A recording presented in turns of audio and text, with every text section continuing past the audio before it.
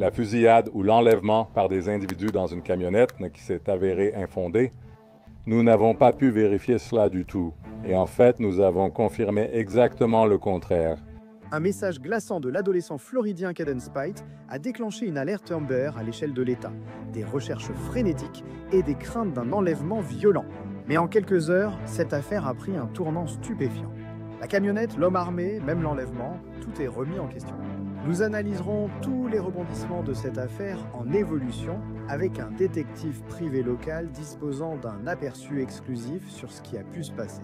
Bienvenue dans Sidebar, présenté par Law and Crime. Je suis Jesse Weber. D'accord? Donc cette affaire a commencé avec un seul texto terrifiant. C'est un message qu'aucune mère ne pourrait jamais imaginer recevoir de son enfant. J'ai besoin d'aide. 4 hispaniques dans une camionnette blanche, un conducteur, j'ai été blessé par balle. Peux-tu imaginer recevoir ça? C'était le message que l'adolescent floridien de 17 ans, Caden Spite, aurait apparemment envoyé à sa mère le jeudi 25 septembre. Et en quelques heures, les forces de l'ordre ont lancé une alerte Amber à l'échelle de l'État. Les adjoints du comté de Marion ont mobilisé hélicoptères, unités cynophiles et équipes de patrouille. Les réseaux sociaux ont vite été envahis de supplications désespérées de la famille, des amis et des voisins. Cette histoire a explosé. Ensuite, l'histoire a pris un tournant inattendu. Alors que les autorités cherchaient une camionnette blanche avec 4 hommes armés, quelqu'un a aperçu Caden. Et ce qu'ils ont vu ne correspondait pas au message glaçant qu'il avait apparemment envoyé. Et cela n'a fait qu'approfondir un mystère déjà étrange et qui évoluait rapidement. Alors que s'est-il vraiment passé? Eh bien, analysons cela. Jeudi vers 16 h, les adjoints ont répondu à un signalement sur un adolescent disparu, supposé impliqué dans une fusillade près du bloc 12800 de la Southwest Highway 44 à Donnellan, comté de Marion. Et sur les lieux, ils trouvent un véhicule appartenant à Caden Spite. Mais aucun Caden introuvable. Et presque immédiatement, c'est à ce moment-là que l'affaire a pris de l'ampleur. Le FDLE a publié une alerte Amber sur Facebook. Alerte Amber pour Caden Spite, homme blanc de 17 ans, 1m83, 68 kg de cheveux et yeux bruns. Vu pour la dernière fois dans la zone que je viens de mentionner, il pourrait être en compagnie de 4 hommes inconnus, possiblement hispaniques, voyageant dans une camionnette de couleur claire. Si vous le voyez, n'approchez pas. Appelé le 911 Spite, portait un t-shirt et un jean bleu lors de sa dernière apparition. Il était considéré comme en danger, possiblement victime de la fusillade, n'est-ce pas? C'était terrifiant, non? Un adolescent abattu, jeté dans une camionnette, 4 ravisseurs en fuite. Donc la panique s'est rapidement propagée en ligne. Et au centre de tout cela, il y avait une soi-disant preuve. Annie Spite, la mère de Caden, a relayé le message inquiétant reçu de Caden. J'ai besoin d'aide. 4 hispaniques dans une camionnette blanche, un conducteur, je suis blessé par balle. Ce seul message a alimenté la panique initiale et a amené les adjoints à croire que Caden avait été enlevé. Il était en danger immédiat. Le désespoir familial était palpable. Sa sœur, Bailey Spike Clark, a supplié sur Facebook. « Mon Dieu, je veux juste qu'il rentre à la maison. Je ne peux rien faire sans savoir où il est. S'il est en sécurité, continuez de chercher, je vous en prie. » Les équipes de recherche ont fouillé la zone avec hélicoptères, équipes cynophiles, patrouilles, tandis que les réseaux sociaux étaient saturés de messages. Mais tôt ce matin, les choses ont changé. Le bureau du shérif du comté de Marion a commencé à réévaluer les déclarations initiales. Et dans une mise à jour officielle, ils ont annoncé, je cite, « Pour l'instant, rien n'indique qu'il ait été enlevé par 4 hommes hispaniques dans une camionnette de couleur claire. Il est possible qu'il ait quitté les lieux de l'incident sur un vélo noir avec une tente rouge et grise qu'il avait acheté chez Walmart sur Southwest 19th Avenue Road à Ocala, juste avant que cet incident ne soit signalé. La question est donc de savoir ce que les enquêteurs ont finalement découvert. On va y venir, d'accord? Mais d'abord, pour m'aider à analyser, j'invite l'enquêteur Billy Lane. Ravi de te voir, Billy. Tout d'abord, explique ton organisation et explique aussi comment tu t'es impliqué dans cette affaire au fur et à mesure qu'elle se développait. Merci de toujours nous inviter. Nous avons une association appelée Nous sommes les essentiels pour les disparus. Basée en Floride centrale, nous sommes une organisation à but non lucratif qui recherche gratuitement les personnes disparues pour leur famille. Notre travail consiste à combler le fossé entre les forces de l'ordre et la famille lorsqu'ils ont besoin d'une aide supplémentaire, d'un regard neuf sur le terrain pour aller chercher leurs proches disparus, surtout lorsqu'ils n'ont pas de réponse de la part des forces de l'ordre ou que celles-ci ne sont pas en mesure de leur fournir ces réponses. Cette affaire a commencé pour nous, comme la plupart des autres. Une alerte sur les réseaux sociaux signale la disparition de ce jeune homme. Vous pouvez imaginer que nous recevons des alertes tout le temps pendant la semaine, parfois plusieurs alertes par jour concernant différentes personnes disparues. Mais cette affaire a commencé à évoluer différemment à cause du récit qui circulait sur la façon dont il avait disparu. Et puis, en quelques minutes et heures, nous recevions des centaines de messages, de tags sur Facebook et les réseaux sociaux à propos de cette affaire, nous suppliant de nous impliquer dans l'enquête. Et à ce moment-là, en l'espace de quelques heures, une alerte Amber a été lancée. Je pense que cela a vraiment enflammé Internet et les médias sur cette affaire car elle était si unique et étrange. Quelles ont été tes premières impressions? Je veux dire, l'idée d'un message texte, mon Dieu, c'est le pire cauchemar de tous les parents. Recevoir quelque chose comme ça, tu entends cette description. Quelles sont les premières mesures que tu prends? Quelle a été ta première réaction? Que fais-tu après avoir reçu une alerte Amber ou ce message? Quelles sont tes actions? Donc, nous avons été choqués comme tout le monde. Tu sais, alors nous avons commencé à tout analyser, les possibilités contre les probabilités. Nous avons commencé à regarder où l'incident s'est produit dans la rue en plein jour à 16h30 l'après-midi, prétendument tiré à travers le pare-brise avant de la voiture. Nous supposons donc que les assaillants venaient de l'avant du véhicule.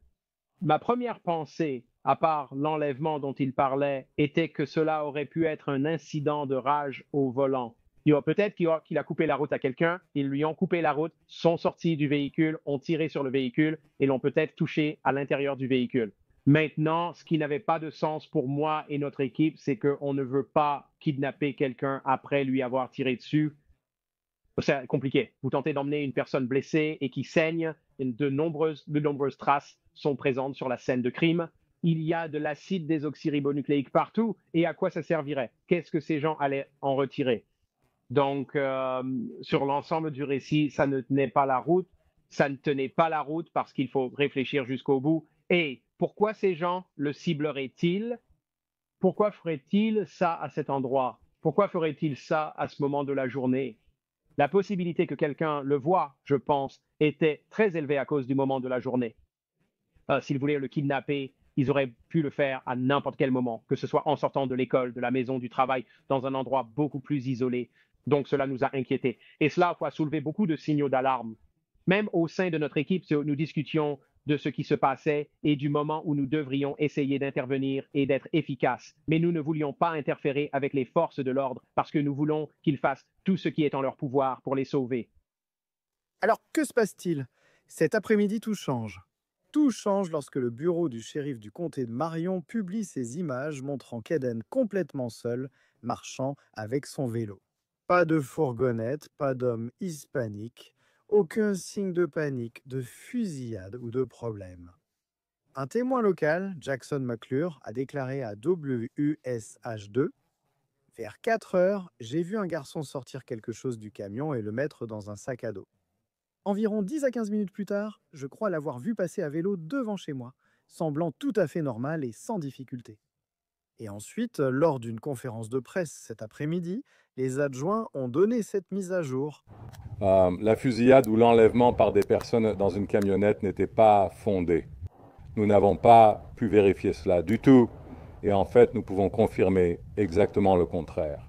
Ce que nous avons découvert, c'est que Kaden Spate s'est arrêté dans quelques magasins locaux, y compris Walmart, juste avant que cet incident ne se produise. Nous avons distribué quelques photos de lui au Walmart.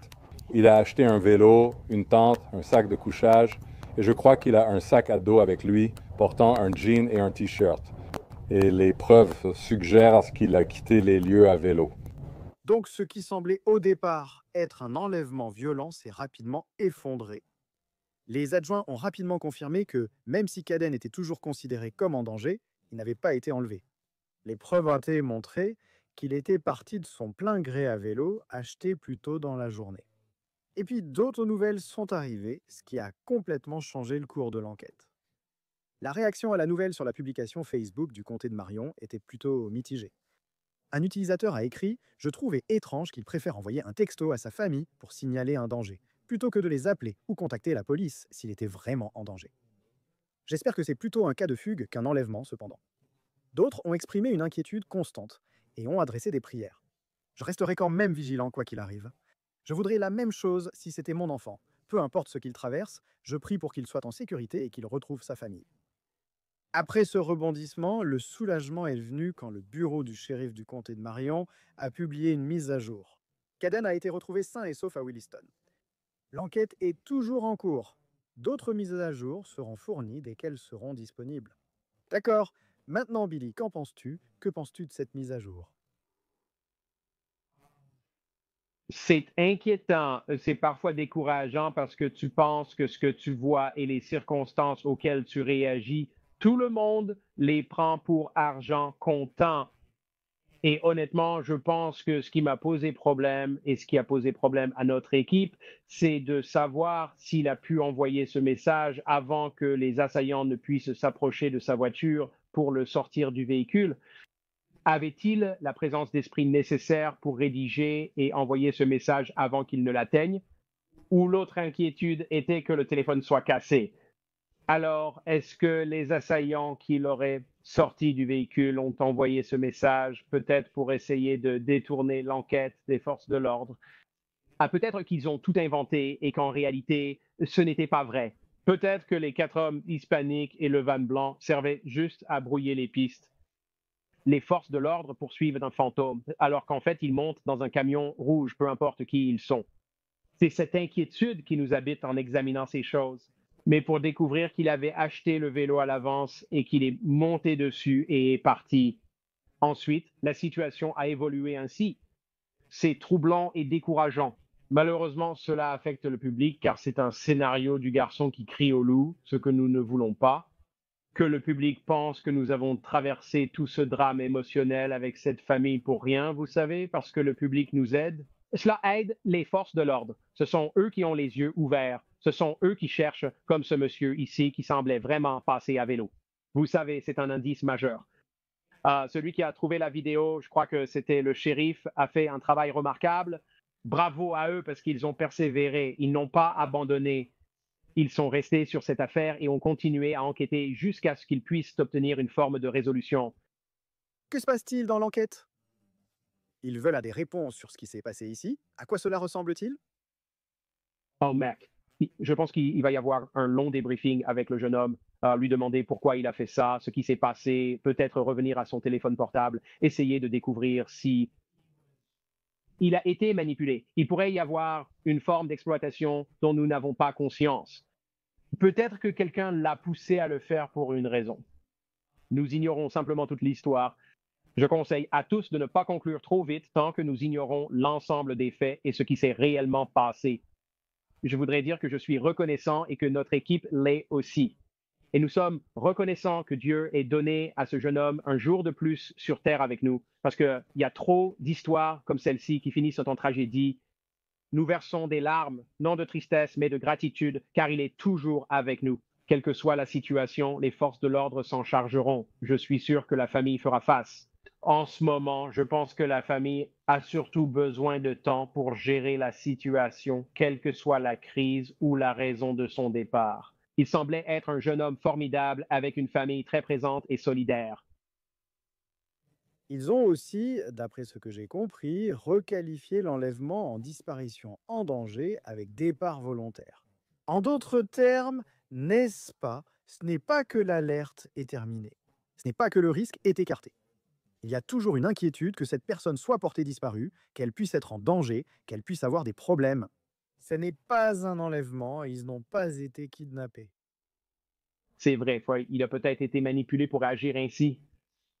Comme vous le comprenez, l'exploitation nationale consiste à manipuler des personnes pour qu'elles fassent ce qu'elles ne feraient pas normalement.